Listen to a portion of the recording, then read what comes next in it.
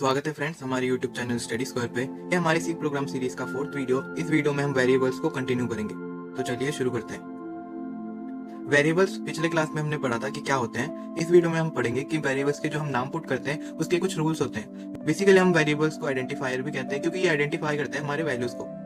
इन identifiers के कुछ rules होते हैं। पहला rule, names can contain letters, digit and underscore. मतलब जो हम वेरिएबल्स के नाम लिखते हैं वो या तो लेटर्स हो कोई भी ABCD में से, या फिर कोई डिजिट्स हो, या फिर अंडरस्कोर से शुरू हो। इसके अलावा कोई और कैरेक्टर ये सपोर्ट नहीं करता। Second, names must begin with the letter और एन अंडरस्कोर। अब इसमें जो हम लेटर्स, डिजिट्स और अंडरस्कोर यूज करते हैं उनमें क्या है कि फर्स्ट लेटर हमेशा कोई लेटर हो या फिर अंडरस्कोर से स्टार्ट करे। ये हम प्रैक्टिकली देखेंगे कि इसका मतलब क्या होता है, लेकिन अभी आप इन पॉइंट्स पे ध्यान दीजिए। Third point, case sensitive. मतलब माई नाम का जो केस होता है जैसे कैपिटल A कैपिटल B, ये डिफर होता है। इन दोनों आप कहीं पे लिखते हैं कि माई VAR, जहाँ पे V आप कैपिटल इस्तेमाल करते हैं और एक जगह माई VAR में V स्मॉल इस्तेमाल करते हैं, तो C के लिए ये दो अलग अलग आइडेंटिटी है। ये अगर आप माई वेर की वैल्यू 10 देते हैं और उसको फिर आप माई वेर में जहाँ पे भी स्मॉल यूज किया है वहाँ पे आप रिट्रीव करना चाहते हैं, तो ये रिट्रीव नहीं होगी क्योंकि दोनों की अलग अलग वैल्यूज होती है सी के अंदर। कंफ्यूज मत होना फ्रेंड्स, अभी हम देखेंगे इसका बेसिक मतलब क्या होता है। फिलहाल fourth point, names can not contain white spaces और special character like exclamatory mark, hashtag, percentage etcetera. मतलब कि ये अगर आप आइडेंटिफायर्स इस्तेमाल कर रहे हो तो उनके बीच में स्पेसेस काउंट नहीं करवा सकते और ये स्पेशल कैरेक्टर भी इस्तेमाल नहीं होते। And then fifth and last point कि रिजर्व वर्ड, मतलब सी के लिए जो रिजर्व वर्ड हमने देखा था जैसे printf, integer, float, int main, ये सब रिजर्व वर्ड होते हैं क्योंकि इनकी कोई ना कोई स्पेसिफिक वैल्यू सी को ऑलरेडी असाइन करी गई होती है, तो इनको हम एज एन आइडेंटिफायर यूज नहीं कर सकते। तो चलिए देखते हैं इसके कुछ एग्जांपल्स। ये देखिए एग्जांपल में पहला पॉइंट वैलिड, जो कि होता है नेम, NAME, नेम। ये वैलिड है क्योंकि इसमें हमने लेटर्स इस्तेमाल करा है। इनवैलिड क्या है कि बीच में हमने एक माइनस का साइन दिया जो कि ये कैरेक्टर ये सपोर्ट नहीं करता। सेकंड, एज को हमने अंडरस्कोर से शुरू किया है जो कि बिल्कुल वैलिड है, लेकिन इनवैलिड में क्या है हमने इंटीजर से स्टार्ट किया जो कि इनवैलिड में माना जाता है। थर्ड, माई वेर, जिसमें माई वी बड़ा इस्तेमाल करा है तो एक इंटीजर बन गया, लेकिन माई छोटा वी में जब हम वेर लिखेंगे तो वो अलग आइडेंटिटी कहलाएगी, वो भी वैलिड है लेकिन उसकी और इसकी वैल्यू सेम नहीं होती। देन यूजर नेम में हमने बीच में अंडरस्कोर इस्तेमाल किया जो कि वैलिड है, और यूजर नेम में हमने बीच में स्पेस काउंट किया है जो कि इनवैलिड होता है। और नंबर हमने फिर से दोबारा नेम जॉन के जैसे नंबर भी यूज किया जो कि ठीक है, लेकिन इंटीजर जो लिखा है गाइस, इंटीजर जो है वो एक रिजर्व वर्ड है जिसका इस्तेमाल हम अपने आइडेंटिफायर्स में नहीं करते। रिजर्व वर्ड की एक चार्ट है, वो आप गूगल में जाके देख सकते हैं। जब आप गूगल में जाके लिखेंगे सी रिजर्व वर्ड्स तो वो आपको बहुत सारे रिजर्व वर्ड की चार्ट आपको शो कर देगा, जिसमें आप देखेंगे printf, फ्लोट, डबल, इंटीजर। ये मैं इसलिए कह रहा हूँ क्योंकि इन सबसे आप रिलेट कर पाओगे कि रिजर्व वर्ड क्या होता है। इसके अलावा भी बहुत सारे होते हैं, तो आप एक बार जाके देख लीजिएगा। तो चलिए आगे बढ़ते हैं। हमारे वैल्यूज को हम ओवरराइड कैसे करते हैं। देखिए अगर आपने एक जगह अगर आपने कहीं पे a की वैल्यू 5 दे रखी है तो जरूरी नहीं है कि वो ओवरऑल द फंक्शन a की वैल्यू 5 भी कंसिडर होगी, उसको हम आगे जाके चेंज भी कर सकते हैं। प्रैक्टिकली करके देख लेते हैं। हम इस्तेमाल करेंगे विजुअल कोड एडिटर का। देखिए यहाँ पे पहले से ही फंक्शन बना रखा है पिछले क्लास वाला, इसी को हम ओवरराइड करके देख लेते हैं। पहले हम एक इंटीजर बनाते हैं, एक वेरिएबल ले लेते हैं a, जिसकी वैल्यू पहले हम करेंगे a इक्वल टू 8 डाल देते हैं। अब जैसे ही हम प्रिंट ऑफ करेंगे इसकी वैल्यू रिट्रीव करने के लिए पहले हमें फॉर्मेट स्पेसिफायर देना पड़ेगा। देन कहां से रिट्रीव कर रहे हैं, a से, तो आप बता सकते हैं इसकी वैल्यू क्या आएगी। जी हाँ, 8 आ जाएगी।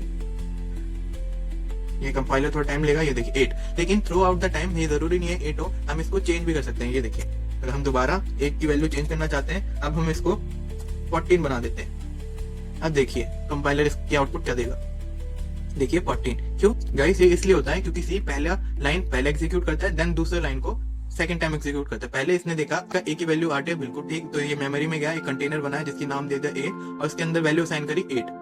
फिर वो सेकंड लाइन पे आता है, इसने देखा अरे अब a की वैल्यू इन्होंने 4 असाइन करी, फिर वो मेमोरी में जाता है, ढूंढता है a की वैल्यू कहाँ पे हमने असाइन करी, उस कंटेनर पे जाके ये फिर 8 को हटा के 14 इनपुट कर देता है। फिर जब हम उसकी वैल्यू रिट्रीव करते हैं ये फिर दोबारा कंटेनर में जाता है और a की वैल्यू जो कि अभी 14 है उसको ये आउटपुट में शो कर देता है। अब हम पढ़ेंगे डेटा टाइप्स। डेटा टाइप्स हमने पहले भी थोड़ा देखा था, आज इसका डिस्क्रिप्शन में अच्छे से पढ़ेंगे। अब देखिए पहले हम एक एक पॉइंट को रीड करेंगे, उसके बाद इसके प्रैक्टिकल को समझेंगे। डेटा टाइप्स क्या होते हैं बेसिकली। डेटा टाइप्स हमारे वेरिएबल्स में यूज होने वाले वो सारे वैल्यूज के टाइप्स बताता है। जैसे हमने फ्लोट इस्तेमाल करा है, मतलब डेसिमल वैल्यू इस्तेमाल करी है, कोई कैरेक्टर इस्तेमाल करा है, या फिर कोई नंबर या मतलब इंटीजर होल नंबर इस्तेमाल करा है।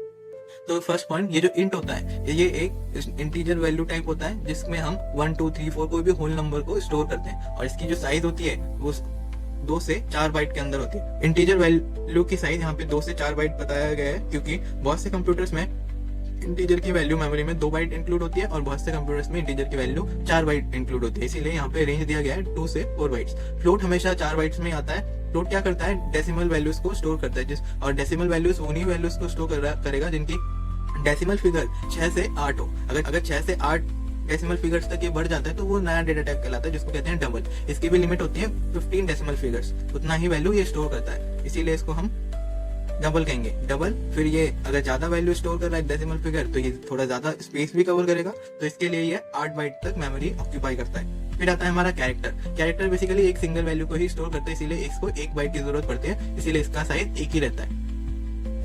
नाउ ये हमारे फॉर्मेट स्पेसिफायर आते हैं कि ये हमारा डेटा टाइप किस प्रकार का है। जैसे हम इंटीजर के लिए आई या फिर डी इस्तेमाल करेंगे, फ्लोट के लिए हम एफ इस्तेमाल करेंगे, डबल के लिए हम IF इस्तेमाल करेंगे, और कैरेक्टर के लिए हम C और स्ट्रिंग के लिए हम S इस्तेमाल करेंगे। स्ट्रिंग वाला टॉपिक हम बाद में कवर करेंगे। बाकी के ऊपर के 4 ये हमने पहले भी करके देखा होता, तो आपको कोई प्रॉब्लम नहीं होगी आई गेस। इसके एग्जांपल्स में गौर करते हैं। एग्जांपल में हमने एक इंटीजर, फ्लोट, डबल और कैरेक्टर का एक वेरिएबल लिया है, जिनके नाम दिए my int, my float, my double and my character. हमने इसके आउटपुट में गौर करिए, प्रिंट एफ के अंदर डबल कोट के अंदर LU लिखा है, लेकिन नहीं, हमने पिछले बार तो यहाँ पे D का इस्तेमाल किया था, फ्लोट में F का इस्तेमाल किया था, डबल में हमने IF का इस्तेमाल किया था, और माई कैरेक्टर में कैरेक्टर वैल्यू के लिए हमने C इस्तेमाल किया था। तो यहाँ पे LU क्यों? LU हमने इसलिए इस्तेमाल किया है क्योंकि ये जो रिटर्न वैल्यू करता है, इसकी साइज ये भी हमारे पास अवेलेबल नहीं है, तो जरूरी नहीं है वो साइज इंटीजर वैल्यू की रेंज में ही आ जाए। इसीलिए हम यहाँ पे लॉन्ग अनसाइंड इंटीजर इस फॉर्मेट स्पेसिफायर का इस्तेमाल करते हैं, ताकि हमारी जो वैल्यू है कुछ भी हो वो यहाँ पे आ जाए, शो कर दे। यहाँ पे देखिए, यहाँ पे लिखा है कि we use LU format specifier to print the result instead of %d. It is because the compiler expect the size of operator to return a long unsigned integer. मतलब कंपाइलर सोचता है इसकी जो वैल्यू है वो लॉन्ग अनसाइंड इंटीजर में आती होगी, इसीलिए वो LU लेता है फॉर द सेफर साइड। हम D भी लिख सकते हैं, लेकिन D बहुत बार कंपाइलर समझ नहीं पाता और एरर दे देता है हमें। और डेटा टाइप्स का हमको टाइप क्यों पता होना चाहिए इसका साइज? क्योंकि साइज बहुत बार मैटर करता है हमारे परफॉर्मेंस से और हमारे मेमोरी से। जितना हमारा डेटा टाइप का साइज स्मॉल होगा, उतना ही हमारा जो फंक्शन एग्जीक्यूट होगा वो फास्ट होगा और हमारे कंप्यूटर में भी ज्यादा स्पेस कवर नहीं करेगा। इसको एक बार हम प्रैक्टिकली करके देख लेते हैं। हम वेरिएबल्स बनाते हैं अलग अलग टाइप का। पहला वेरिएबल इंटीजर, जिसकी वैल्यू देते थे a, फिर फ्लोट, फिर हम डबल बना लेते हैं एक वेरिएबल, और एक character variable.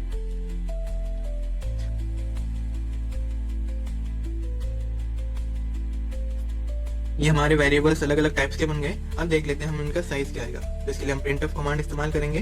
Then parenthesis open करने के बाद कोटेड कॉमा के अंदर हम क्या लिखेंगे? %d नहीं, %LU long unsigned format specifier for the safer side, कि हमारा ये कंटेंट एरर ना दे। फिर इसमें साइज ऑफ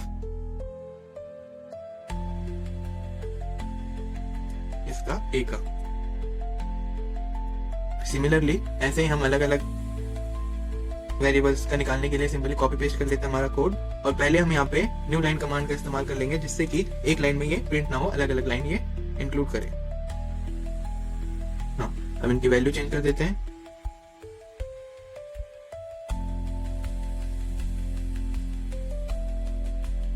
अब देखते हैं इसका आउटपुट क्या आता है।